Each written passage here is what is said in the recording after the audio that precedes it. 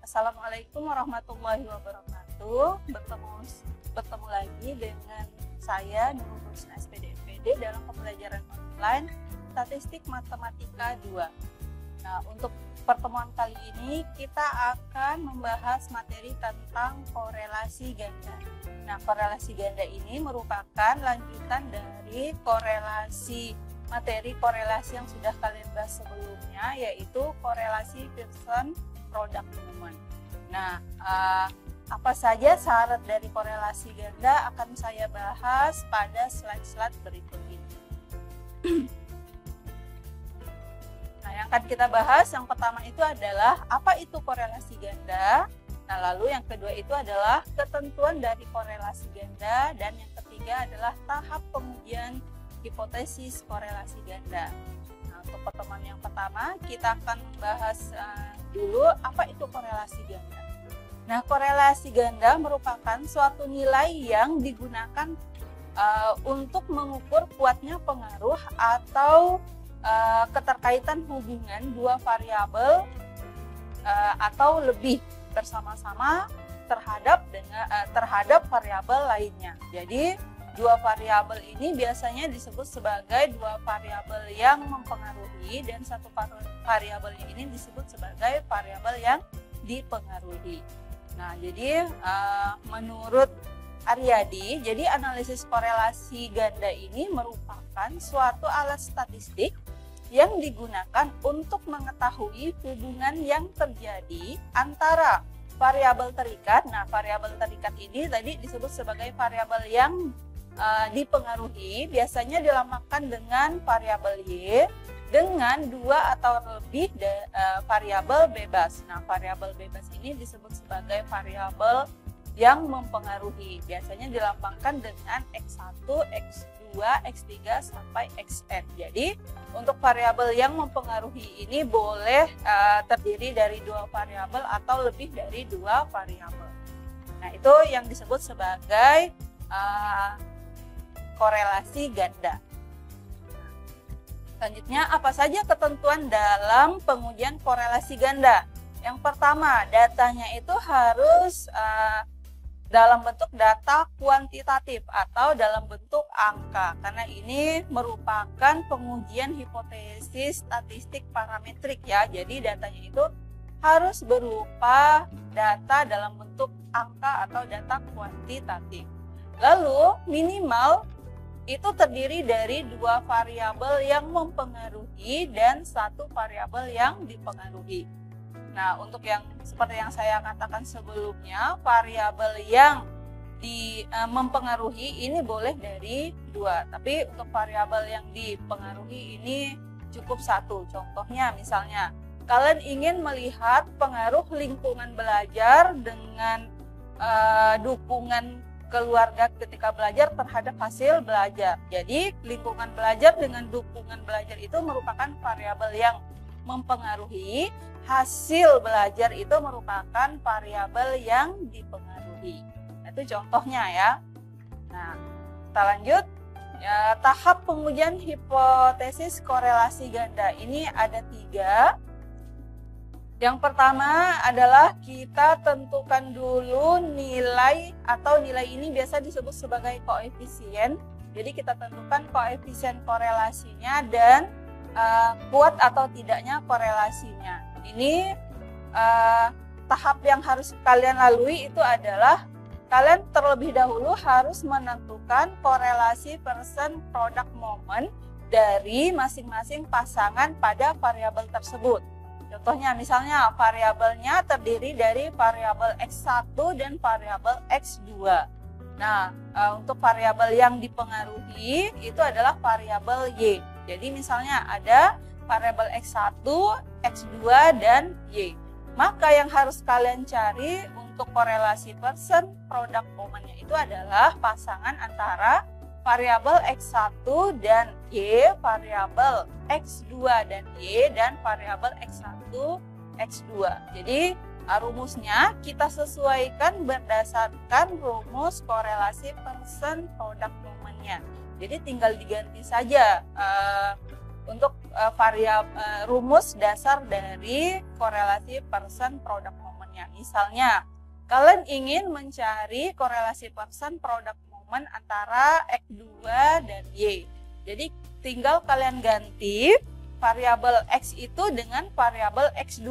Y-nya kan tetap. Jadi kalau yang untuk person product moment itu kalau hanya ada variabel X dan Y, kalau di sini tinggal kalian ganti X2 atau X1 dengan Y. Begitu juga untuk X1 dan X2. Nah, ini rumusnya bisa kalian lihat sebagai berikut ya. Nah, kalau udah dapat korelasi person produk moment X1Y, X2Y, dan X1 dan X2, baru kalian tentukan korelasi ganda antara variabel X1 dan X2 terhadap variabel Y. Nah, rumusnya ini ada yang di atas ini, yaitu variabel ganda ini biasanya dilambangkan dengan huruf besar.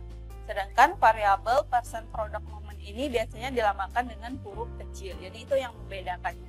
Nah, rumusnya bisa kalian lihat, yaitu akar dari korelasi person product moment antara X1Y dikuadratkan ditambah dengan korelasi person product moment antara X2 dan Y dikurang dengan 2 kali korelasi product moment antara Rx1Y, Rx2Y, dan Rx1x2 dibagi dengan 1 kurang Rx1x2 dikuadratkan, lalu baru diakarkan. Ini untuk mencari nilai korelasi ganda dari variabel X1, X2, dan Y. Nah, setelah itu kalau sudah dapat nilai atau koefisien korelasi dari korelasi gandanya, kita tentukan kuat atau tidaknya korelasi tersebut berdasarkan interpretasi berikut ini. Nah, ini interpretasinya ini sama dengan interpretasi yang ada pada korelasi person product moment ya. Jadi kalau korelasinya itu sangat kuat, itu rentangnya nilai dari korelasi person product momentnya itu adalah dari nilai 0,8 sampai 1. Nah, jadi karena rentang nilai dari korelasi ini kan kalau korelasi negatif dia paling tinggi negatif 1, kalau korelasinya positif paling tingginya itu adalah positif 1. Nah, yang disebut sebagai tidak punya korelasi jika nilai R-nya itu sama dengan 0. Nah, ini interpretasinya. Nah, kalau udah dapat nilai interpretasinya, kita tentukan besar kontribusi variabel yang mempengaruhi terhadap variabel yang dipengaruhi. Ini biasanya dilambangkan dengan KD. Nah, KD ini dapat kita cari dengan cara bukan KD tapi KP, koefisien determinasi. Ini dapat dicari dengan cara yaitu memangkatkan dua korelasi ganda lalu dikalikan dengan 100%. Ini sama ya dengan korelasi person product moment yang kalian bahas sebelumnya. Nah, kalau udah, kita tentukan uji hipotesisnya. Nah, fungsi uji hipotesis di sini ingin membuktikan apakah benar dua variabel yang mempengaruhi ini benar mempengaruhi variabel yang dipengaruhi. Jadi kita buktikan dengan uji hipotesis. Nah, uji hipotesisnya kita gunakan uji F. Uji F ini biasanya yang digunakan untuk variabel yang lebih dari 2 ya. Jadi kita tentukan dulu F hitungnya. F hitungnya itu adalah dengan cara mengkuadratkan korelasi ganda lalu dibagi dengan K. K di sini adalah banyaknya variabel. Jadi kalau tadi ada X1, ada X2 dan Y, jadi yang disebut sebagai K itu adalah variabel yang mempengaruhi. Jadi hanya X1 dan X2. Jadi K-nya itu sama dengan 2. Nah, yang Y itu bukan disebut sebagai K. Jadi K itu adalah banyak variabel yang mempengaruhi. Lalu dibagi dengan 1 dikurang dengan korelasi ganda dikuadratkan, dibagi lagi dengan banyaknya subjek penelitian. N itu banyak subjek penelitian, dikurang K, K itu tadi adalah banyak variabel yang mempengaruhi dan dikurangi 1. Jadi nanti dapatlah nilai F hitungnya. Nah, kalau udah dapat nilai F hitung, kita tentukan nilai F tabel. Nah, F tabel di sini yang kalian gunakan itu adalah nilai F tabel yang alfanya itu 0,05 atau 5% ya. Jadi seperti yang saya bilang sebelumnya, kenapa kita menggunakan yang 5%? Karena kita berada di bidang pendidikan. Jadi untuk menentukan keputusannya ini dapat diterima atau tidak, jadi kita gunakan taraf kesalahannya sebesar 5%. Nah, untuk menentukan nilai F tabel, kita harus tentukan terlebih dahulu DK pembilang. Nah, DK pembilangnya itu sama dengan K, yaitu banyak variabel yang mempengaruhi. Nah, untuk DK penyebutnya, kita tentukan dengan rumus yaitu banyaknya subjek penelitian dikurang dengan banyaknya variabel yang mempengaruhi dikurangi 1. Nah, lalu untuk keputusannya adalah HA diterima jika F hitung itu lebih besar dari F tabel. Nah, berarti kalau lebih dari itu HO-nya kalau misalnya F hitungnya lebih kecil dari F tabel, maka HA-nya ini ditolak, yang diterima itu adalah HO-nya. Yaitu adalah tahapnya. Nah, sekarang saya akan menjelaskan contoh permasalahan korelasi ganda ya. Ini untuk contoh soalnya. Nah, misalnya akan dilakukan suatu pengamatan tentang motivasi belajar, lalu keaktifan belajar dan hasil belajar siswa di kelas 8A SMP Negeri 8 Singkawang. Nah, dari data ini diberikanlah misalnya angket motivasi dan lembar pengamatan aktivitas belajar siswa dan soal tes kepada siswa. Nanti datanya itu dapat diubah menjadi data kuantitatif semua. Lalu ingin dilihat apakah benar motivasi belajar dan keaktifan belajar ini jika dimiliki oleh siswa secara bersama-sama atau gurunya nanti ketika belajar ini motivasi dan keaktifan belajar ini ditingkatkan bersama-sama. Ini apakah nanti akan ada pengaruhnya terhadap hasil belajar, atau apakah nanti hasil belajarnya ini juga akan meningkat. Nah, ini akan dicari korelasinya. Nah, data yang diperoleh ini sebagai berikut. Jadi jumlah subjeknya ini adalah 10 orang ya. Jadi subjeknya 10 orang. Lalu kepada 10 orang ini dilakukan pengamatan terhadap motivasi, dilakukan pengamatan terhadap keaktifan belajar, dan dilakukan pengamatan terhadap hasil dilakukan pengukuran terhadap hasil belajar. Maka dapatlah datanya berupa data kuantitatif berikut. Nah, jadi dibuatlah rumusan masalah. Apakah terdapat korelasi antara motivasi belajar bersama-sama dengan keaktifan belajar terhadap hasil belajar siswa di SMP Negeri 8 Singkawang. Nah, lalu untuk menjawabnya, yang pertama kita tentukan dulu koefisien dan kuatnya korelasi. Yang pertama kita buat dulu tabel penolongnya. Ini dapat kalian gunakan atau perbantukan Microsoft Excel-nya. Jadi datanya seperti ini. Yang harus kalian cari pertama adalah nilai kuadrat dari X1. Nah, nilai kuadrat dari X1, lalu tentukan nilai kuadrat dari X2, lalu nilai kuadrat dari Y ya. Nah, ini nilai kuadrat yaitu misalnya 2 dikuadratkan kan hasilnya 4 dan seterusnya, sama dengan X2-nya.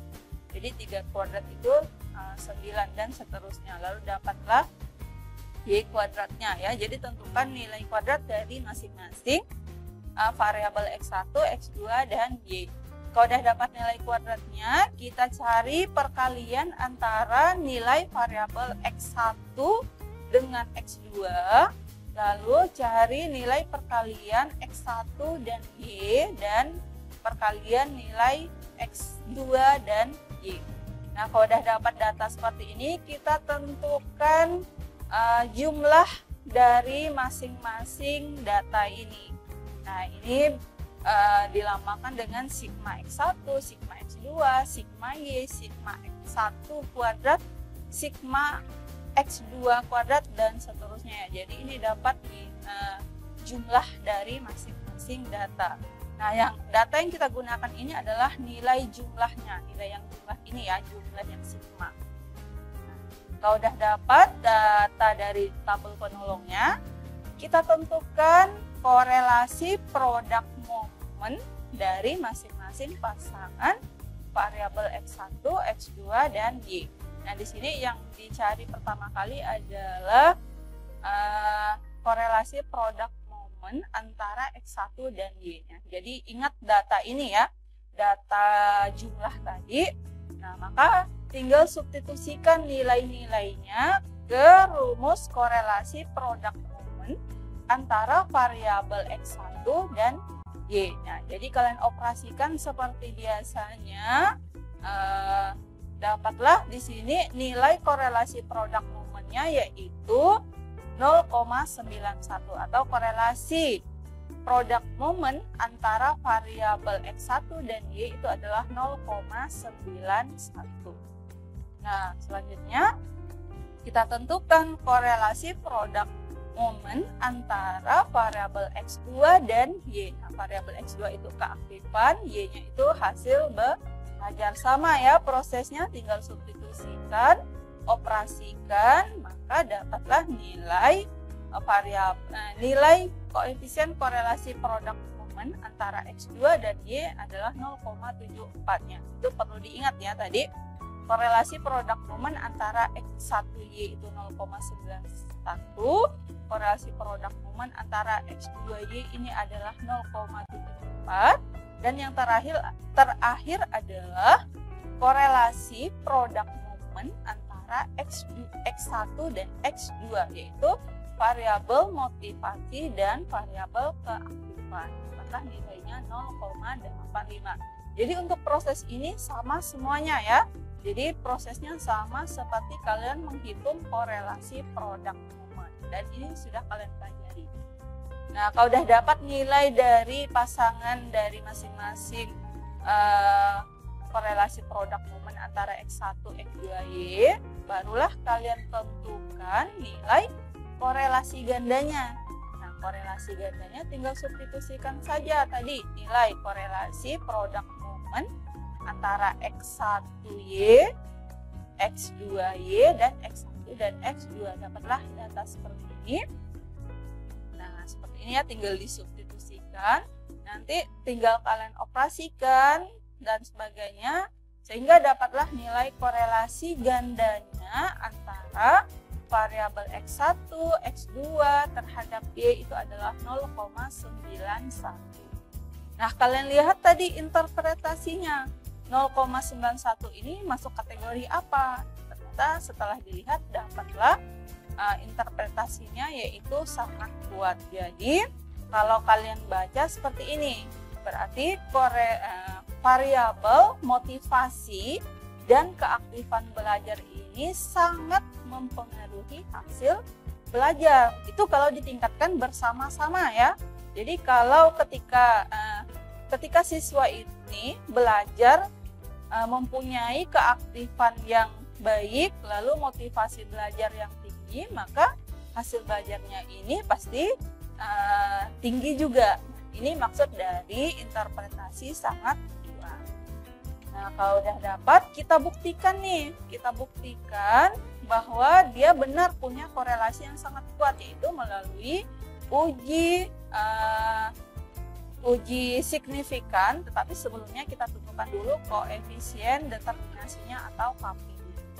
Nah, untuk mengetahui koefisien determinasinya, yaitu berapa besar kontribusi motivasi dan keaktifan belajar terhadap hasil belajar, ini tinggal kalian kuadratkan saja nilai korelasi gandanya. Dapatlah yaitu 82,81%. Nah, jadi besar kontribusi motivasi dan keaktifan belajar ini terhadap hasil belajar itu sebesar 82,81%. Itu sangat tinggi loh. Itu ada di atas 50%. Nah, jadi sedangkan variabel yang lainnya, misalnya variabel lingkungan, variabel media, dan variabel lainnya ini mempengaruhi sebesar 17,19%. Ini untuk besar kontribusi. Nah, untuk uji signifikannya, pertama kita buat dulu hipotesisnya. Nah, hipotesisnya jangan lupa ya, karena ini hipotesis ini digunakan untuk mengetahui apakah dia ini benar punya korelasi atau tidak. Maka untuk hipotesisnya yaitu kita tentukan HO-nya korelasi ganda antara variabel X1, X2 terhadap Y ini sama dengan 0. Tadi sama dengan 0 ini berarti tidak punya korelasi. Lalu HA-nya yaitu korelasi ganda antara variabel X1 dan X2 terhadap Y ini tidak sama dengan 0 atau punya korelasi. Jadi kalau dikalimatkan bunyinya seperti ini. Tidak terdapat HO-nya ya, HO-nya ini tidak terdapat korelasi antara motivasi belajar dengan aktivitas belajar terhadap hasil belajar siswa. Lalu kalau yang HA-nya yaitu terdapat korelasi antara variabel motivasi dengan dan keaktifan belajar siswa terhadap hasil belajar. Itu kalau dijadikan kalimat. Nah, kalau udah dibuat hipotesisnya, kita tentukan nilai F hitungnya. Nah, nilai F hitungnya, jadi tadi dapat R kuadratnya itu adalah 0,91, K-nya itu berarti 2 ya, karena hanya ada variabel motivasi dan variabel keaktifan, jadi hanya ada 2. Jadi dapatlah 0,91 dikuadratkan dibagi 2, lalu dibagi 1 dikurang 0,91 kuadrat dibagi per 10 dikurang 2 dikurang 1. Nah, 10 ini banyak subjeknya tadi ya, lalu 2-nya ini banyak variabel yang mempengaruhi dikurangi 1. Maka dapat nilai F hitungnya yaitu 16,86. Jadi itu F hitungnya. Nah, kalau udah dapat nilai F hitung, kita tentukan nilai F tabel. Nah, dari F tabel kita tentukan DK pembilangnya 2, DK penyebutnya yaitu 7. Nah, kalian lihat tabel F yang sudah kalian download sebelumnya atau sudah kalian miliki. Jadi lihat tabel F 5% itu dapatlah nilai F tabelnya itu 4,74 ya. Nah, kita bandingkan antara F hitung dan F tabel. F hitungnya tadi 16,86, sedangkan F tabelnya itu 4,74. Nah, ternyata F hitung lebih besar dari F tabel. Berarti ini sesuai dengan keputusannya. Jadi HA-nya diterima, HO-nya ditolak. Jadi keputusannya itu adalah HA diterima dan HO ditolak. Kalau udah dapat keputusan, kita dapat membuat kesimpulan.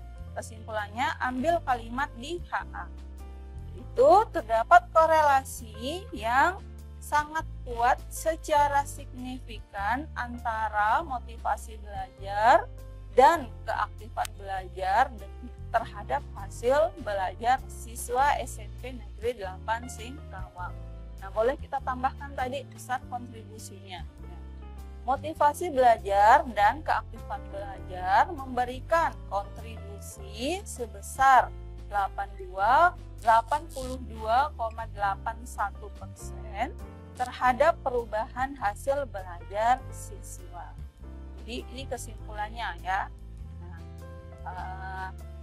demikian materi hipotesis korelasi ganda hari ini. Selanjutnya itu akan ada materi regresi linier dan regresi linier sederhana dan regresi linier ganda. Ini merupakan lanjutan dari korelasi persen produk momen dan korelasi ganda.